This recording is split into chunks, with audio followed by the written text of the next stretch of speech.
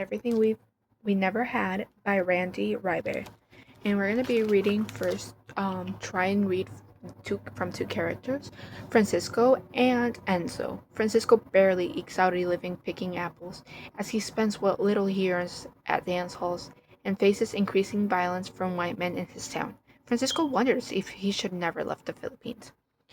Enzo struggles with anxiety as a global pandemic breaks out and his abrasive grandfather moves in. While tensions are high between his dad and Lolo, Enzo's daily walks with Lolo Emil have him wondering if maybe he can bridge the decades-long rift between the two men. We're going to start with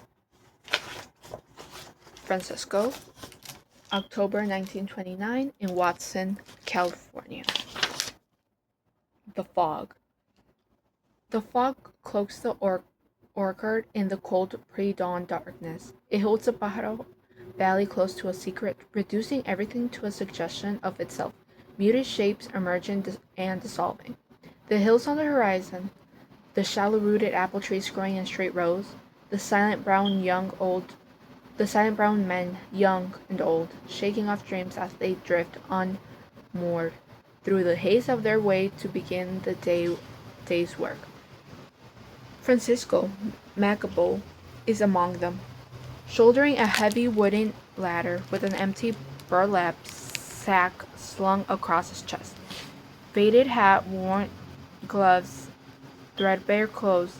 16 years old now, 15 when he stepped into the belly of the boat that carried him from Manila to Japan to Hawaii to California, across the sea to where the streets were strewn with gold. At least that's what the missionaries and the teachers and ticketing agents and the leaflets and the Hawaiianos had said, and it had seemed to be true from faded and folded pictures sent home and passed around the villages from returning pensionados flushed with cash and Americans' good. It turns out there was no gold, at least not for him, or for his Kalian, not here, not by the time they arrived.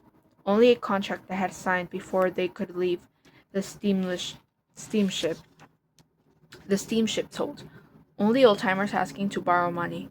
Only blisters and calluses, sore muscles and bad backs. Skin that never stopped itching from the fine dust of the fields. Only go back where you came from. And $1 a day, not enough to eat, despite picking the peas and beans and grapes and strawberries and cherries and apples and oranges and lettuce and asparagus and artichokes and garlic that they fed this ever-hungry nation.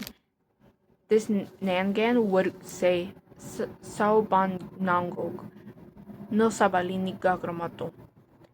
Useless labor when eaten by others. As Francisco and the other field laborers reach the apple orchard, they hoist the ladders off their shoulders and position them against the trees. Silent and sullen, these men ascend into the branches, but Francisco hesitates.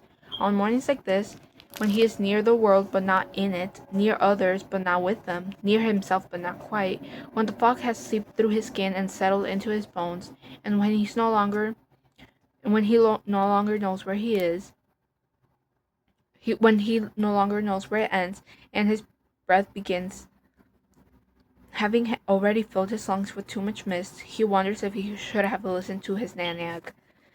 Maybe leaving wasn't the only way. He had felt like such a man then, the eldest son, venturing into the unknown to do what he must to take care of his nanag and his sister and his brother, after his tantang lost their land and left them for the woman with mole on their right earlobe. The plan had seemed simple enough from the distance. Work in America for 3, maybe 4 years, make enough money to pay his younger siblings' school fees and buy back his family's land, then return to work it.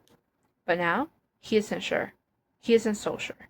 Not a man, no longer a boy. Maybe more so a ghost, since duty dissolves as it absolves. Still standing at the base of his ladder, Francisco watches Lorenzo Tolentino in the next row over shake a pebble out of his glove. The same ship, the President Jackson, had carried them across the sea. They found each other in the crowded, swaying dimness of the third-class hold after hearing home in each other's voices and discovering they hailed from neighboring villages in Ilocos Sur.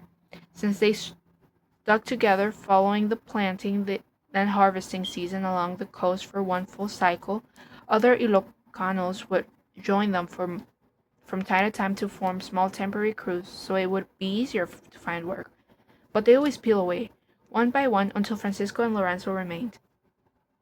Thoughtful, quiet Lorenzo, 19 to Francisco 16, medium brown skin, wide nose, and smile as smooth as a shoreline, a high school graduate from an educated family, toiling for tuition so he could attend college in America and become a lawyer. Lorenzo slips his glove back on and glances at Francisco. "Something wrong, little brother?" he asked in Ilocano. "You ever regret coming here, Monagong?" Francisco says, or at least he wants to.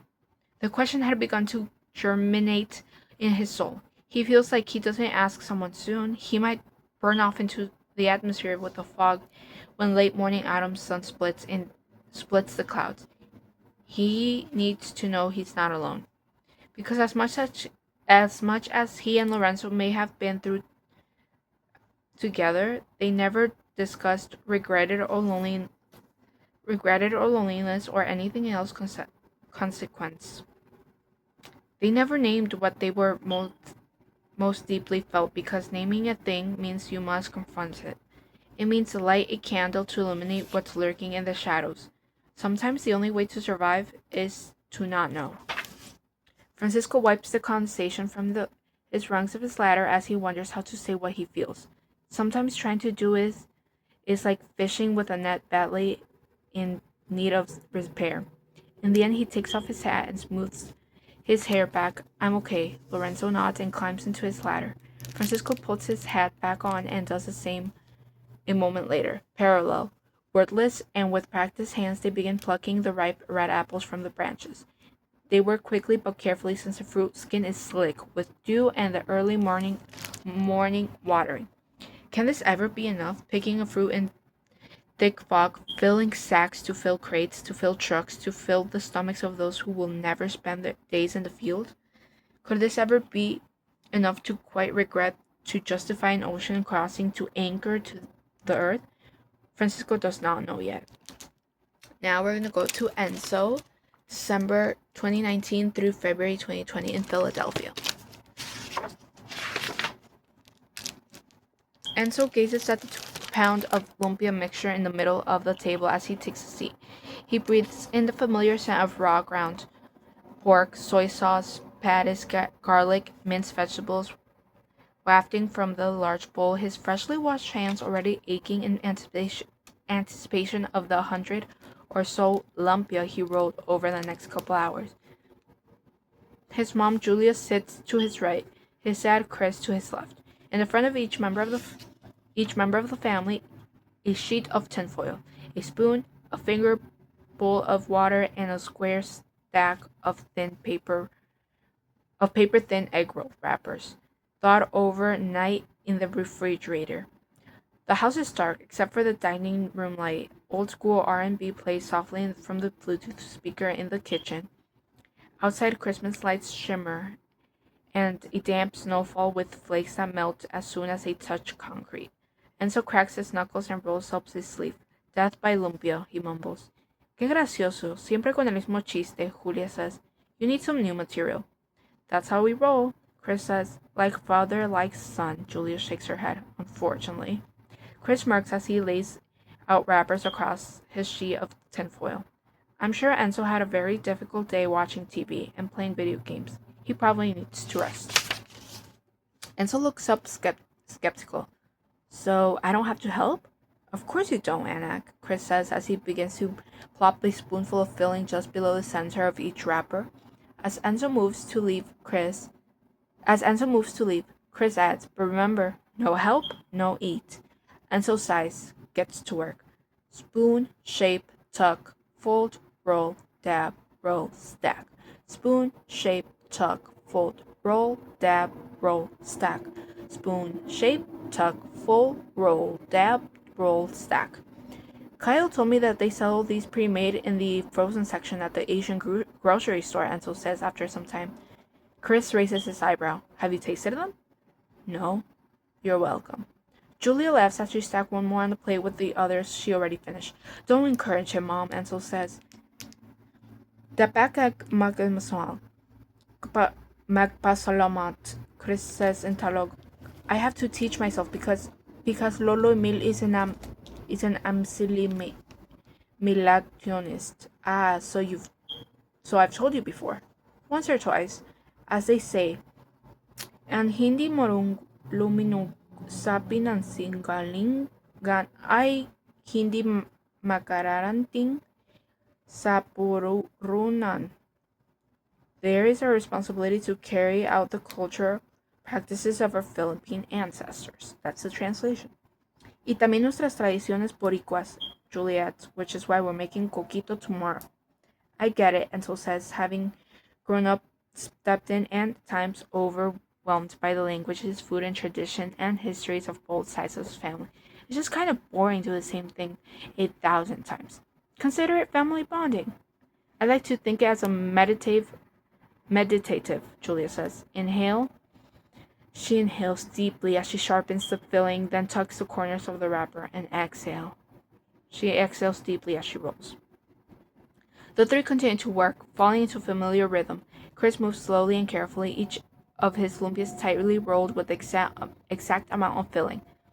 Julia rolls 3 times as fast and quality inconsistent.